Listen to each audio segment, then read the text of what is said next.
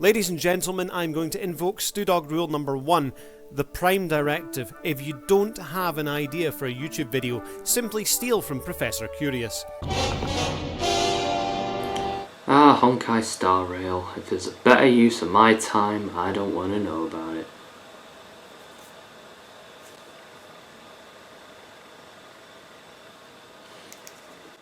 How many times have we got to do this, Stu? Stay out! How many of these do I have to put in you before you start taking the hint? Today's video borrowing is a video by Professor Curious called YouTube's Terms of Service Has No Room for Parody. This is quite an interesting one because it shows the double standards between us as just standard YouTube creators and, let's say, the BBC with Allo Allo, or the American, you know, those guys like the late night TV shows with their comedy sketches, and they sort of like, they take the piss out of Donald Trump and the Biden dude and the guy who had the mittens and stuff like that. You know, they're allowed to parody, but normal YouTube Joes like me and Professor Curious aren't. Anyway, let's have a look at what he's got to say. Just a quick thing I've wanted to do for a couple of years now, but I've only just found the ability to be asked to do it. Yeah, that's my YouTube procrastination summed up in a nutshell as well, mate. So recently, YouTube have given people who have had warning strikes on their channel the ability to more or less get rid of them. Yes, if you commit a YouTube guidelines violation, you can essentially go to a YouTube guidelines school and have the warnings removed or negated by going through courses and things.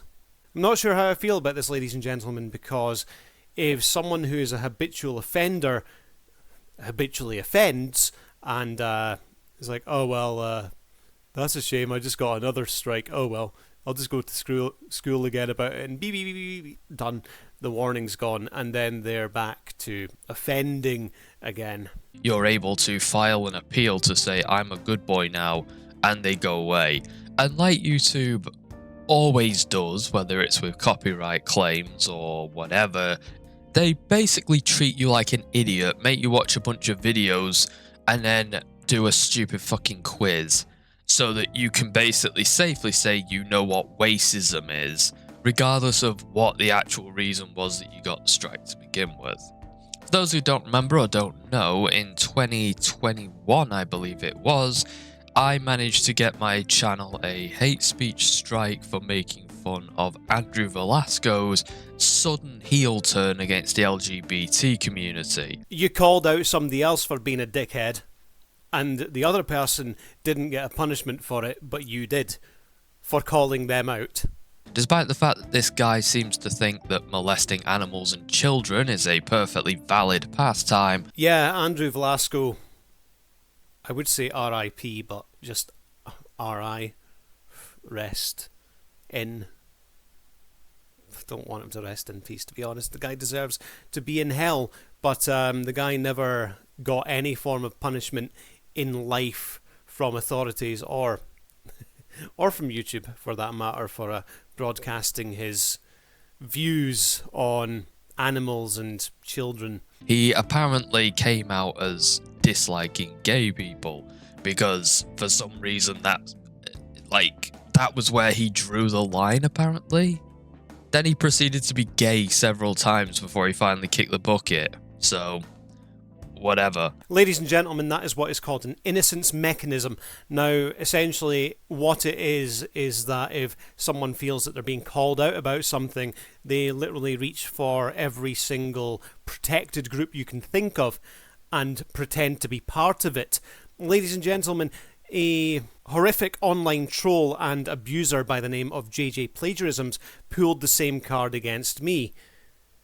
He claims that I'm a homophobic transphobe, despite the fact that he's never ever, in the amount of time that I've been dealing with him, which is now around about 5 years, he's never once said that he's gay or considers himself to be trans in any way, shape or form in any of his content, in any posts that he's made.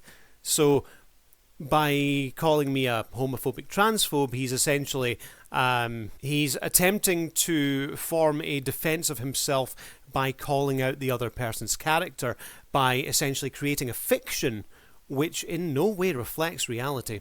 When I told my friend who's trans about this, we appeared on a podcast together some time ago, she thought it was hilarious, and I've known her for 10 years. It's interesting to note as well that his original video was clean as a whistle as far as TOS went, according to YouTube. It's funny that YouTube defends all abusers, but me making fun of it wasn't. But it got me to thinking what's filling it in, and basically having to say I will not do a racism, despite the fact that nothing in the fucking quiz pertained to what I did, which was parody. It was clear and cut me turning a racist, bigoted little cunt into a caricature and turning him into a joke. Now, if this was the BBC and it was Dad's Army, Allo Allo, if it was an American movie studio and it was Inglourious Bastards by Quentin Tarantino, and the person in question was Hitler, well, yeah, it would be fine, I suppose. I will do my best to act like the Führer. I will be strong. I will be masterful. Don't forget the mad glint in the eyes. Let's move on. If you were a Saturday night TV show with whoever the guys are, Jon Stewart is one of them, Jay Leno, David Letterman, etc., Conan O'Brien. I know those names are a bit old school, but those are the only ones really that I can remember from way back in the past. I'm sure there's newer ones now. Jimmy Kimmel, stuff like that. Taking the mick out of Donald Trump, Mitten Man, and the Biden. All that would be fine, I suppose. But the second that you're a small YouTuber taking the mick out of someone else who's a similar size to you, boom! YouTube strikes you down with tremendous anger. For the purpose of comedy and critique, this is a clear-cut, run and dry case of parody. And yet, YouTube was having none of it. I appealed it. I think I appealed it twice, actually, and it didn't fucking stand with YouTube. Because YouTube has no case for parody. I think it's maybe more that an artificial learning model looked at your appeal and just rejected it straight away, as generally seems to be the thing with YouTube. They don't have humans to review things. This has been something that I've said ad nauseum for years and years and years. They don't have humans to review appeals. It just gets sent to their stupid AI, which it doesn't do anything. It just automatically knocks it back the second it's filed. If you look in TOS, when it comes to the hate speech rules, there is nothing in the rules that says anything about parody. There is not a single clause that suggests that parody is acceptable or unacceptable. And I think that this is actually a problem. The word parody does not come up at all in the hate speech guidelines and is completely overlooked. Now, this is a problem because technically any depiction of Hitler saying things that Hitler said or would say, even as a joke in the case of, say, Heil Honey, I'm Home, or I don't know, like one of those sort of fast show era shows where you had silly Hitler caricatures, is hate speech, according to YouTube's terms of service. And such parodies are termed as free speech by the US Constitution, the Constitution which governs the rules that YouTube is founded upon. Now, I don't necessarily think you're as stupid as YouTube thinks you are. I need to explain how dressing up and being silly as Hitler is the same thing as actual Nazi rhetoric.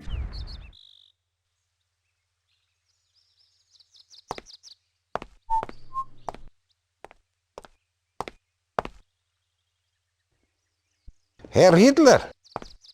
Ja, was ist los? Ich habe keine Zeit, hier rumzustehen. Ja, ich verstehe.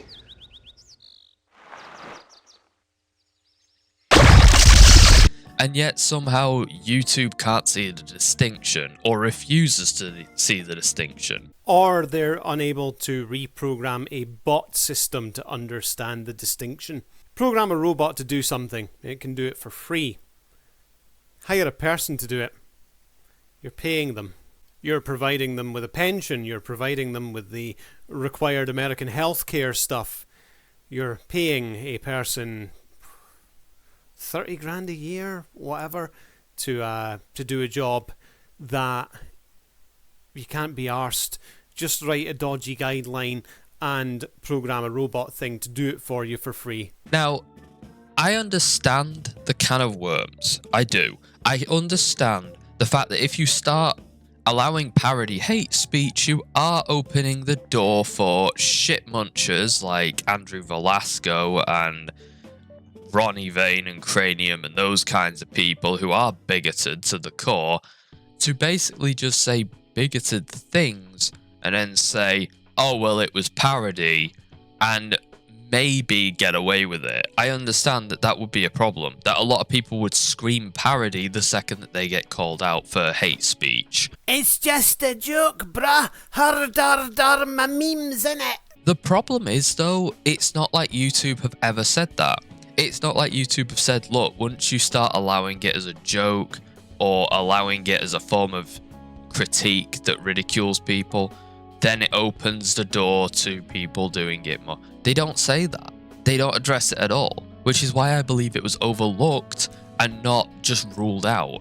I'd actually respect it if it was ruled out. It would be, well, somewhat unconstitutional in terms of US law, but, you know, it's not a legal thing, so that hardly matters. I'm just saying, as far as free speech goes, it would be a bit of a grey area, but I understand it on some level. And I think what the prof's saying here actually reflects YouTube's own mission statement better than YouTube's actual actions reflect their mission statement. YouTube's mission is to give everyone a voice and show everyone the world. They believe that everyone deserves to have a voice, and the world is a better place when people share and listen and build community through their stories. And it's my belief that parody and humour is a vital part of storytelling, and it has been for years.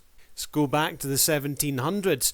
If you have a look through Google and look for pictures of King George III, the Mad King, you'll find various caricatures and sort of cartoonists taking the piss out of him from like images from back then. Parody's not a new thing. George III was 1700s, so you know, to not have it in a terms of service guidelines today, I think that's not an overlooking. I think it does come down to YouTube just haven't programmed something that can handle it yet.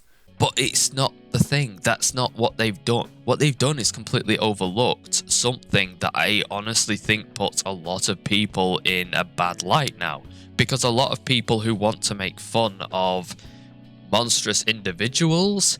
Did somebody say real power? Da, you want to mess with me? Can't do it anymore, or at least could never do it, because if they do it, they are technically violating terms of service. No parody or humour here for you. Sorry, but you know that thing where we said that we're going to give everyone a voice? Yeah, you can't have one. Bye. If you say hateful speech, even as a joke, under the guise of, oh, well, you know, I'm doing an impersonation of this person, or I'm saying something that they're clearly saying as a subtext to their actual words. It's interesting that some channels on YouTube have entire lexicons of new languages that have sprung up because they can't say things in their videos, so they're replacing words with other things. When I say the word drink, you know what it actually means. Or they're making up their own words, and then in the description section there's a link to a Google Doc which is essentially a translation for the new language that they've created, because they're trying to make sure that the YouTube bots don't strike them down, or demonetization, or whatever might hit them. I think that's absolutely fascinating. and also extremely unnecessary to be held to such draconian rules by this platform. You know, what are they thinking when they make these guidelines? That it really baffles and boggles my mind. You can't. It's apparently a violation of YouTube's hate speech laws. And I find this utterly moronic. And what I find funny as well is the fact that stuff that clearly is parody and satire is subject to being dragged down, whereas actual hate speech I've seen on this platform is still up and fine. Nobody has a complaint against it as far as Team YouTube goes.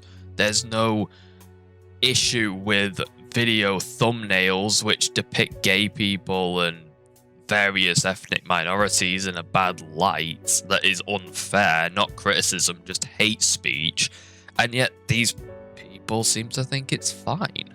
I do feel like this should probably be reviewed as far as TOS goes, because it says, like, on the Google support page, don't post content that encourages violence against individuals, which it doesn't. It is ridiculing the kind of people who would do that. Going back to what I was saying about sort of language and sort of culture that is springing up around these rules, people are now saying, oh yeah, I'm gonna go and kill that person in Minecraft,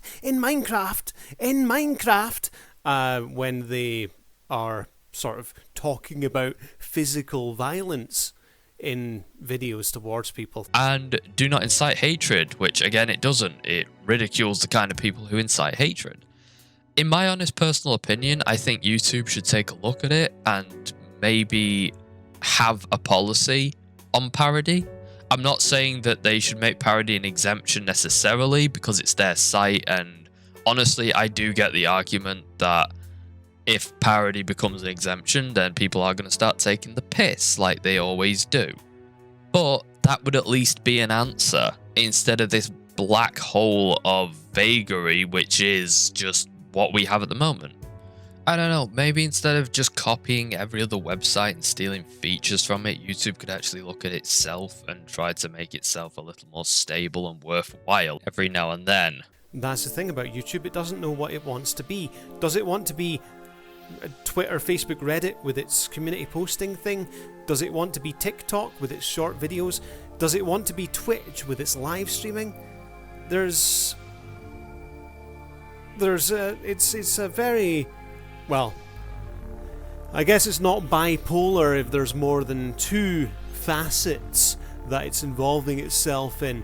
It's multipolar, but it is a sort of platform that needs to stop taking ideas from other platforms and start sort of coming up with innovations of its own. If it's going to start getting ideas from other platforms, I think maybe it should actually have a look at BitChute, and maybe not on the sort of the main YouTube platform itself, but maybe a sort of an offshoot, a YouTube political free speech platform which can have this parody and humour in it, which could be gated to certain age brackets. You know, a sort of an adult only YouTube which has that sort of edgier nature, a place where advertisers who are quite edgy can go and sort of provide advertisements there for monetary reasons, rather than just having the YouTube based platform where there's so many sort of ins and outs, and I need to fill in a great big form every time I upload something to tell YouTube, like, oh yeah, I said fuck once, I made a gesture with my fist that could be considered as violence, I had a computer game on in the background and you saw a little bit of a woman's chest area when I was playing it. You know, stuff like that. Like a sort of mature YouTube for adults kind of thing. Anyway, that'll about do it for my thoughts and opinions. I'll catch you later. See ya. Professor Curious is okay.